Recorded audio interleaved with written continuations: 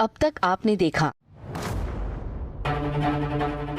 अरे गांव वालों की बात तुम आके मैं रघु की सालों की मेहनत पर पानी फेर दूं। अगर हमने ये शर्त मानी है कि हम अखाड़े में नहीं उतरेंगे तो भाई साहब, ना लाखा उतरेगा मैदान में, ना मैं उतरूंगा। हाँ, एक बात जरूर से, कोमल अपनी कुश्ती जारी रखेगी। चाहते हैं कि अपने इस रेडियो कार्यक्रम की शुरुआत बड़े बहू के इंटरव्यू के साथ हो। हमारी आप दोनों से रिक्वेस्ट है, अगर इंटरव्यू में आप दोनों भी आ जाएं तो ये इंटरव्यू अपने आप में पूरा हो जाएगा। अब आगे तो मैं आप सबको सबसे पहले बता देता हूं कि यहाँ पर सब कुछ लाइव होने वाला है, यानी कि सीधा प्रसारण यहाँ से जाएगा और पूरा सिरसा आपको सुनने वाला है। और सिरसा वालों की तरफ से जो सवाल होंगे, एक एक सवाल के जवाब आपको देने पड़ेंगे। पूरे सिरसा को जवाब देना होगा? हाँ जी, पूरे सिरसा को जवाब देना पड़ेगा आपको। चलें, रेडी हैं हम? जी।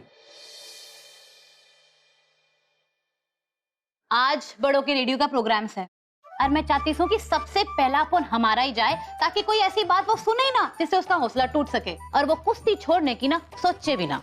समझ गए? यो बात सुन के तुम्हारे मन में खुशी प्रकट होगी से? तो काम पे लग जाओ ना। जी।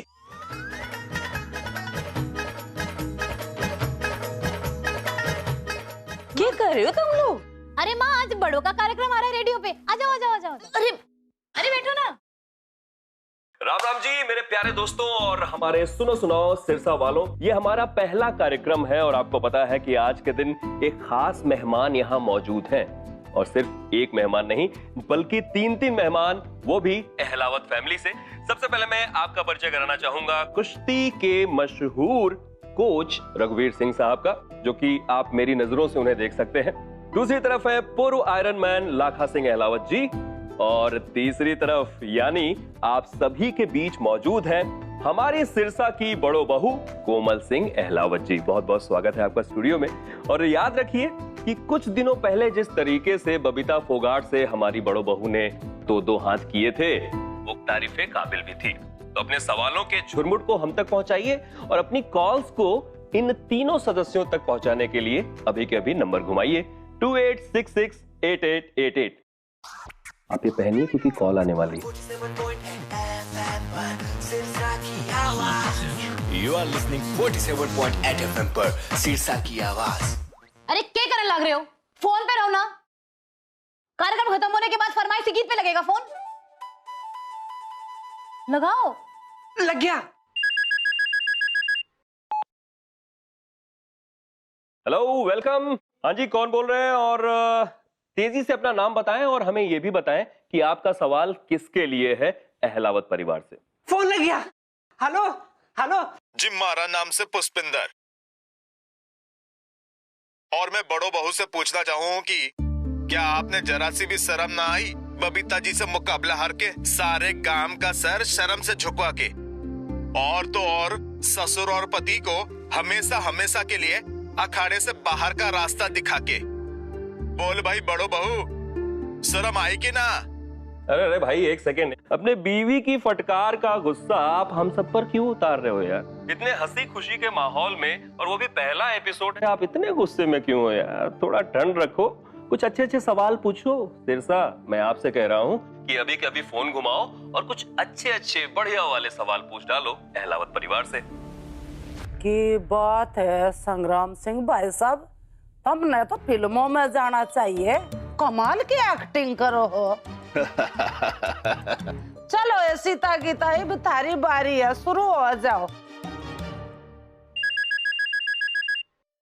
वैसे कोई दूसरी कॉल आ रही है, हम कनेक्ट करते हैं। लग गया। हेलो जी। हेलो हेलो, आपका सवाल किसके लिए, जरा ये तो बता दो मिस हिलो। मने ना बड़ो बहू से बात करने से। पूरे सिरसा का फोन लग रहा है, हारा छोड़ के। तुम्हारा नाम क्या है हिलो? हमारा नाम, वैसे अगर आपको नाम अपना याद आ जाए तो हम आपका इंतजार कर रहे हैं, सुकून से बता दीजिएगा। हमारा नाम कमकी से। मैंने ये पूछना चाहिए कि ये बड़ो बहू ने जो बबीता है विश्व विख्यात कुश्ती खिलाड़ी, उससे पंगा लेने का क्यों सोचा? अब देखो बड़ो, ये भारी भरकम शरीर से कुश्ती ना होवे से, कुश्ती अक्ल से होवे से। और जब कुश्ती लड़ना ना आवे से तो फिर अखाड़े में कूदने की जरूरत से, और घर और गांव और परिवार की बेइज्जती करने के लिए अखाड़े में कूदी से।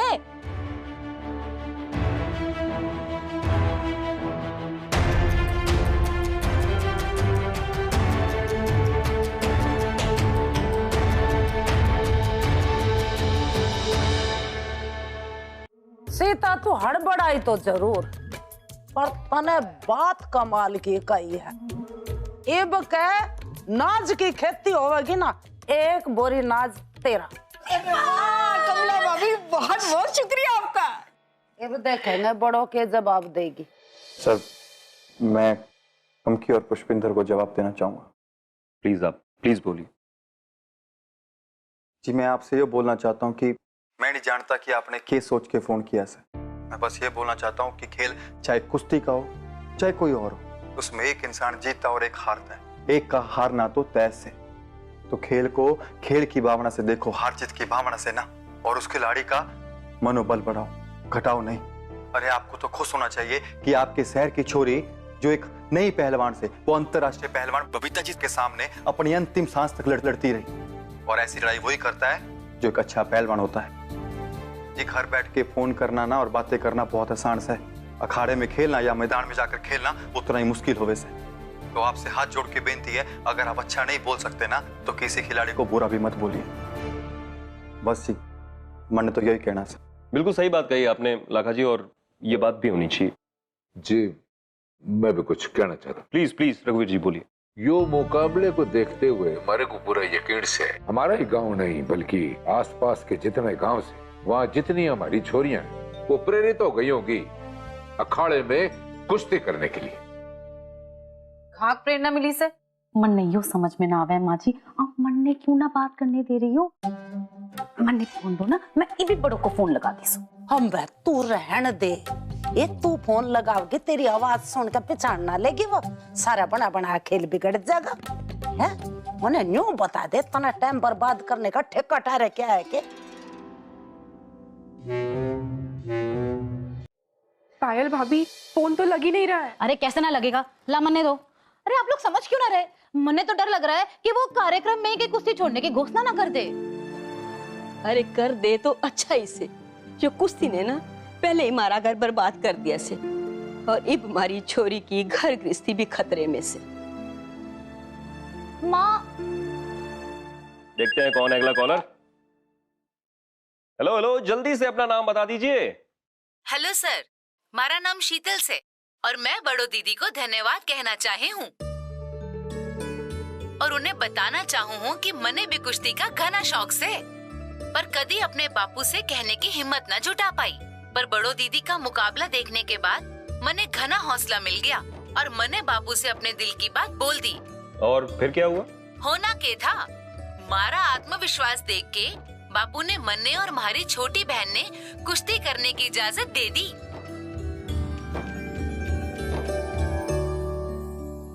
और इसका श्रेय बड़ो दीदी ने जावे से। बड़ो दीदी, आपने आपके आगे के मुकाबलों के लिए ढेर सारी शुभकामनाएं। थैंक यू शीतल। बड़ो दीदी, आपसे हमारी बहन भी बात करना चाहे से। बिल्कुल। हेलो बड़ो दीदी। हेलो। आप कितना अच्छा खेलती हो। मैं भी आप जैसी ही कुश्ती सीखना चाहती हूँ और आशा भी करती हूँ कि हर घर में लड़कियों को ऐसा ही प्रोत्साहन मिले। ये तो घनी अच्छी बात से मन सुन के अच्छा लगा कि आप दोनों कुश्ती कर रहे हो। अरे तो आपने इजाजत भी मिल गई से, तो एकदम जी जान लगा के जम के कुश्ती लड़ना। मेरी आप दोनों को बहुत सारी शुभकामनाएं। आपने इस गांव का, इस देश का नाम रोशन करना होगा। थैंक यू दीदी। क्या बात है बड़ो दीदी, आप तो छा गई हैं। बस अगली कॉल भी आ रही है, देखते हैं कि किसने फोन किया है। हाँ जी, हेलो, मैं करतार बोले हूँ जी, और मैं आप तीनों को धन्यवाद देना चाहे हूँ क्योंकि खेल उत्सव के माध्यम से आपने खेल भावना को जो बढ़ावा दिया से, और इसी बहाने अब हमारे बच्चों को भी मौका मिल रहा से कुश्ती सीखने का। बहुत बहुत धन्यवाद करतार जी। करतार सिंह जी, बहुत बढ़िया तरीके से अपनी छोरियों को और बच्चों को जो है ना कुश्ती सिखाइएगा। हाँ जी, बिल्कुल। क्या बात है। और करतार जी की बातों से मैं भी इत्तेफाक रखता हूं। वैसे हाल फिलहाल जाने का वक्त है और जाने से पहले मैं चाहूंगा जो हमारे श्रोता आपको सुन रहे हैं कि कुछ चंद बात या एक बात आप उनसे कह डालें अभी के अभी। आप सबका बहुत धन्यवाद कि आपने यो बातें सुनी और हमारा हौसला बढ़ाया। इसी तरह आप छोरियों ने प्रोत्साहित किया कीजिए। जय भोलेनाथ। चलो, धाकड़ मुकाबले के साथ साथ धाकड़ बातचीत भी हो गई। अभी के अभी सुनो सुनाओ सिरसा वालों, आरजे आलोक के साथ आपको कहते हैं टाटा बाय बाय। मिलते हैं बहुत जल्द आपसे। 47.8 FM पर सिरसा की आवाज। वो कैसे ना कमला बहन, मैंने कुछ काम याद आ गया। अब हम चाले से। राम राम जी, चल सकता। हाँ।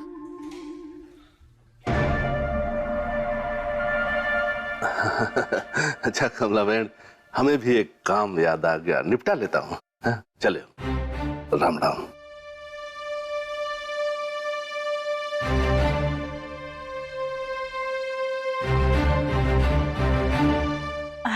माँ जी, मैं वो कुछ काम से मैं चली भी। अम्बे, तो कित जा रही है? जिसा गधे के सिर ते सिंह गायब हो गए हैं, तो नुए भाग रही है यहाँ ते। येड़े बैठ और आगे की तरकीब सोच कि अब हमने और क्या करना है। देखा तुम दोनों ने, हमारा फोन न लग पाया तो क्या हुआ, भोलेनाथ ने असल फोन लगा दिया। इब आएगा खेल में असली मजा। इब हुई हमारी जीत और उनकी हार। आज के जश्न में ना मैं सबसे अच्छी लगूंगी। जट्टा जी की आंखें ना बस मारे को देख के फटी रह जाएंगी। सही कहा प्रज्ञा जी आपने, बाकमाल लग रहे हो आज आप।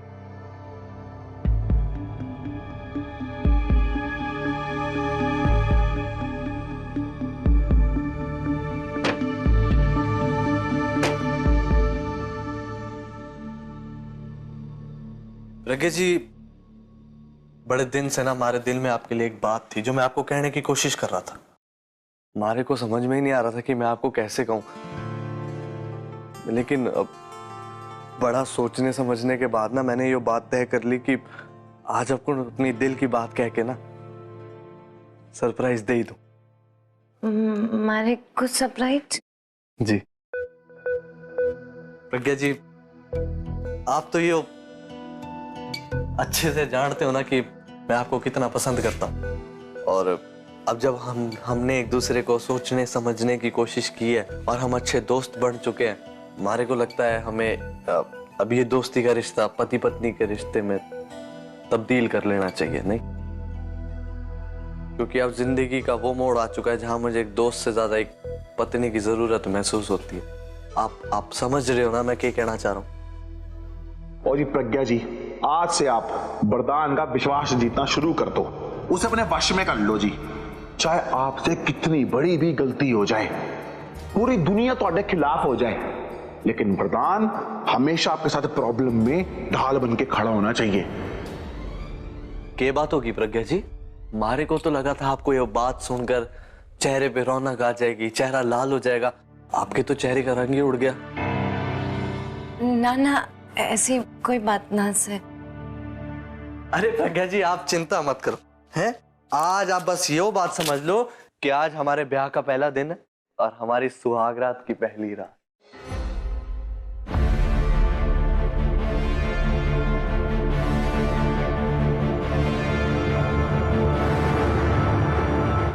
प्रधान जी को अपने और जट्टा जी के बारे में कैसे बताऊं?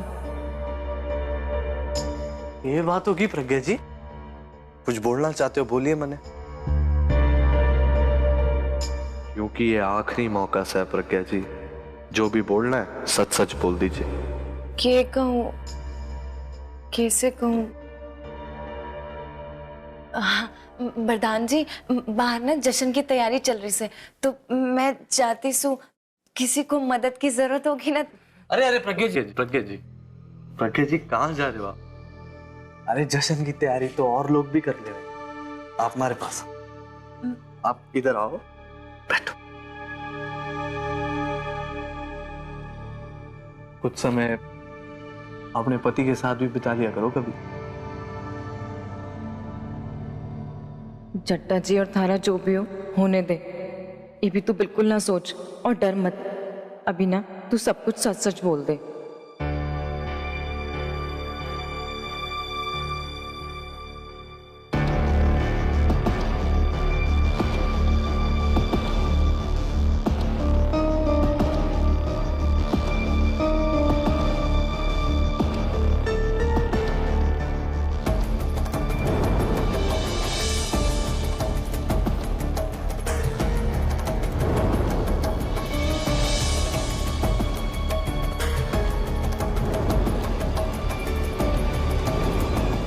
अरे हट!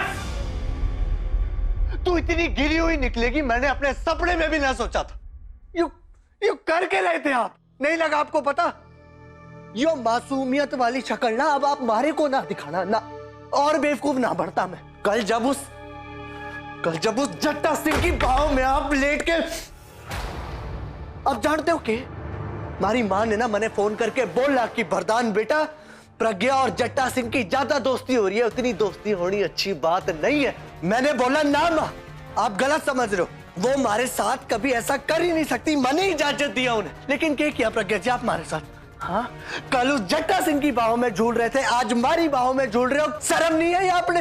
हमारे दिल में ना आपके लिए इतनी सी इज्जत जरूर बकाए रह जाती प्रज्ञा जी, अगर आज जब मैंने आपको बोला कि हमारे साथ सुहागरात के लिए तैयार हो जाओ, आप ना बोल देती। कम से कम अगर वरदान दैया की प्रज्ञा जी ना हुई तो जट्टा सिंह की प्रज्ञा जी तो हो जाते ना। आप दोनों के साथ दोनों की गोद में झूले जा रहे हो।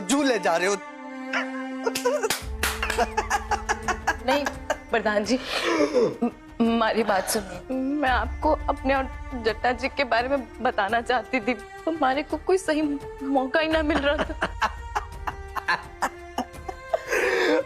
कमाल बात है प्रज्ञा जी, आपको मौका नहीं मिल रहा था। एक ही घर में हम लोग साथ रहते हैं, आपके ही घर में साथ में खाना खाते हैं, साथ में सोते हैं, आपको मौका नहीं मिल रहा था। ये मासूम सा चेहरा लेकर ना मारा और बेवकूफ बनाने की जरूरत ना से आपने, और नहीं बनता मैं बेवकूफ। अब जानते हो कि बच्चलन हो आप।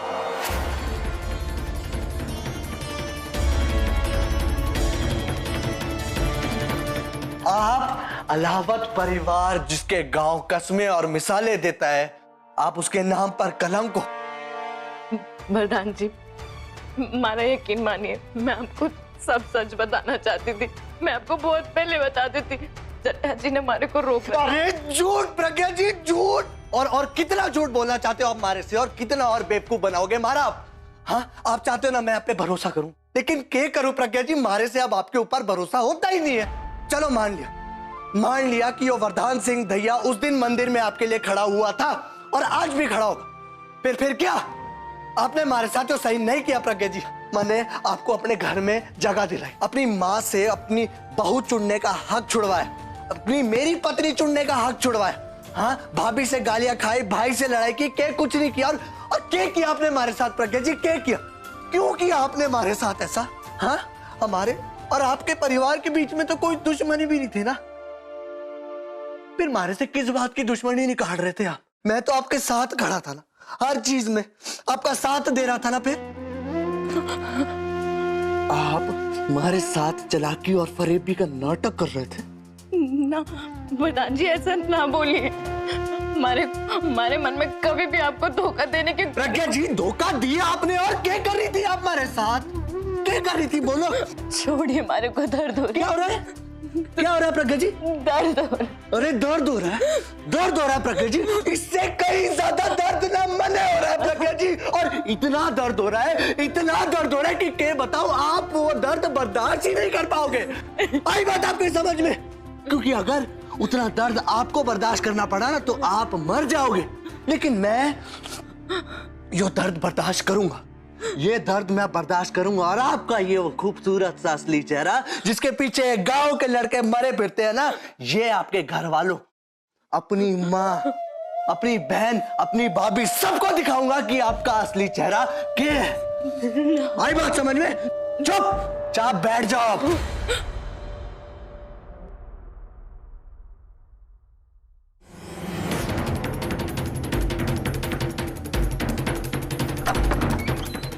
और हाँ प्रज्ञा जी, आज के जश्न की तैयारी आप अच्छे से कर लेना, क्योंकि आज का जो जश्न होने वाला है ना, वो मैं और आप अपनी पूरी जिंदगी नहीं भूलोगे।